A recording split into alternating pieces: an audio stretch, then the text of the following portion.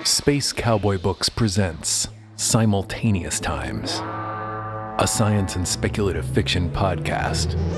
Short stories to stir the imagination by contemporary authors.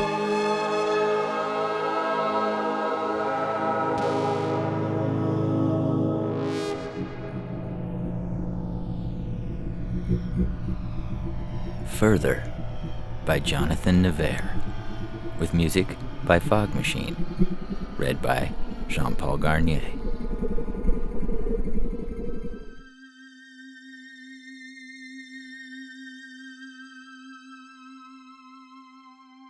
We're leaving now. It's as good a time as any to depart. Don't fret about your possessions. In fact, don't bother bringing them. That's the idea, actually.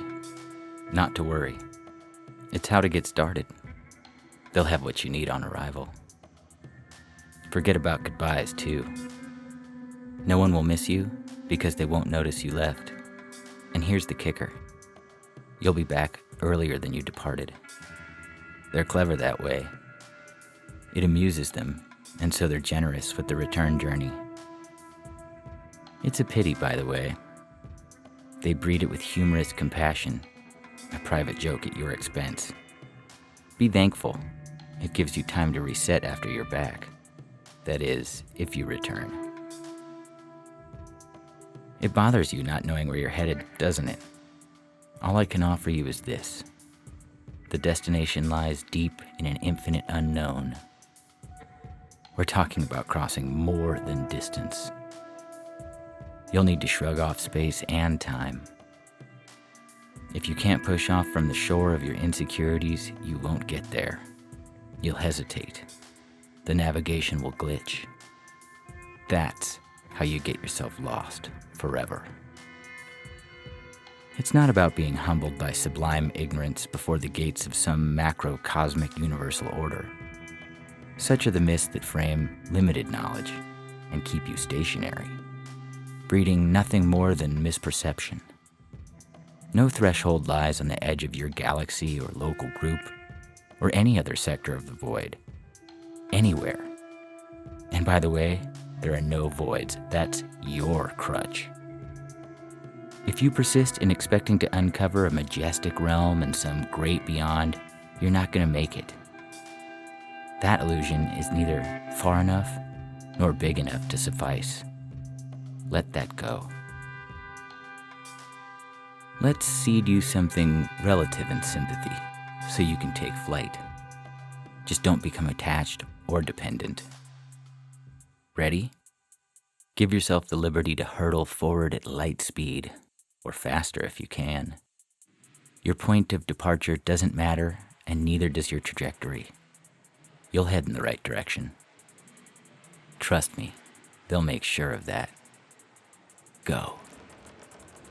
You're moving now. Good. Keep at it. Put some duration and experience between yourself and home. Look back. See it falling away? Congratulations, you're at the beginning. Or is it the end? Don't look back again. Once is all you get. Besides, there's nothing left to see that way. You're doing well. You just might make it. See it yet? There. But you aren't seeing, are you? We really can't refer to it as vision, can we? Nope. But you know that's how to relate, for now, so stick to it. They'll give you new words and thoughts after you arrive. This is all supposed to happen. You're expanding. There's hope for you yet. Now focus on it. It is approaching despite what your mind wants to believe. Here's a tip. You aren't moving anymore. You never were. They're rolling everything to you. Another thing, we can't speak in terms of a when anymore. Not at this point. Time is both irrelevant and offensive to them. Take note of that, you'll need it. There's no past, present, or future foundation on which to build your position anymore. Perhaps it's best to simply leave it at this. We're now further. It's up to you to step over the line. My responsibility is only to bring you to its edge. Yes, that one in front of you. That's the way in, or is it the way out? One last thing. They don't know about you or that you're coming. That's our little secret.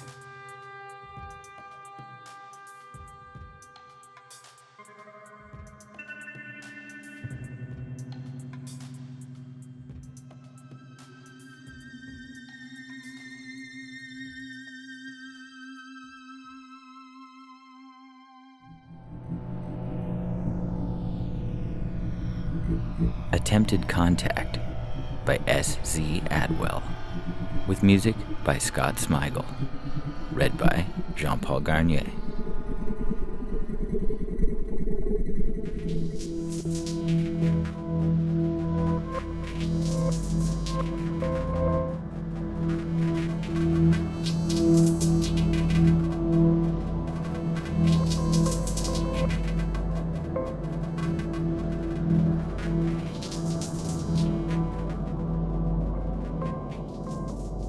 The general sat down. He smoothed his garments.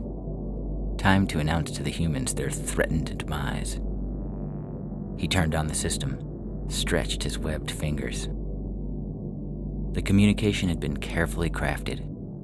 He'd gone over it with his closest officials, had it approved by the galactic courts. The humans were on a resource-rich planet and must be eliminated. Of course, honor and intergalactic conventions demanded that they acknowledge the declaration before he proceeded. He read the beautifully crafted wording again. Humans, this is a message from the General of the Intergalactic Colonization Board. The planet you inhabit has attracted our attention. Do not resist. We offer you terms of surrender. He smiled widely and pressed, disperse.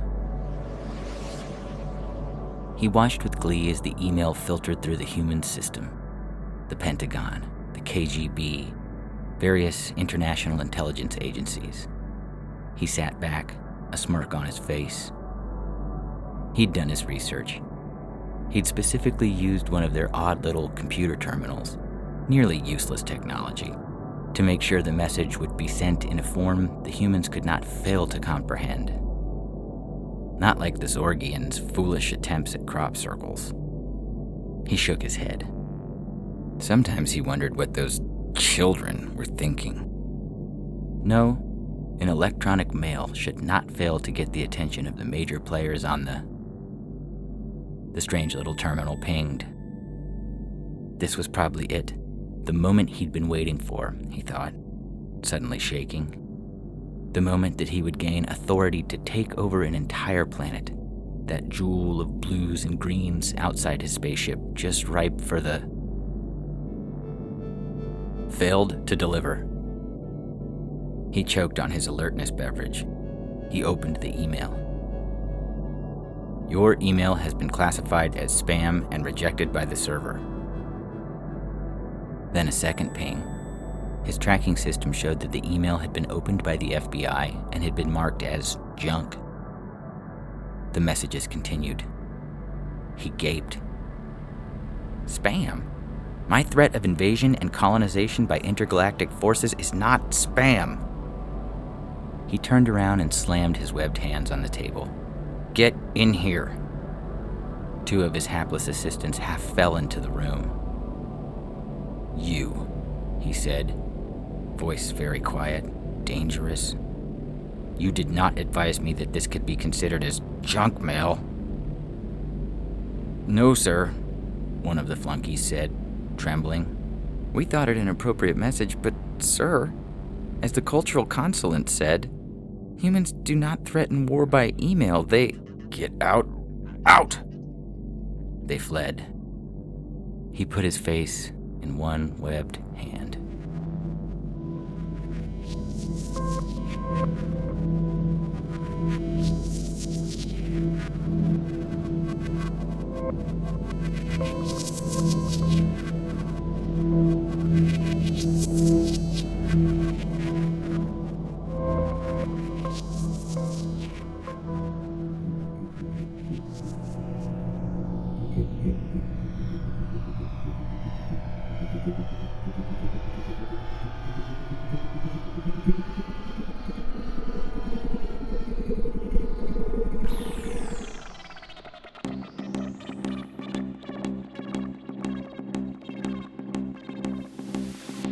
In this episode of Simultaneous Times, you heard Further by Jonathan Nevair, with music by Fog Machine, and Attempted Contact by S.C. Attwell, with music by Scott Smigel.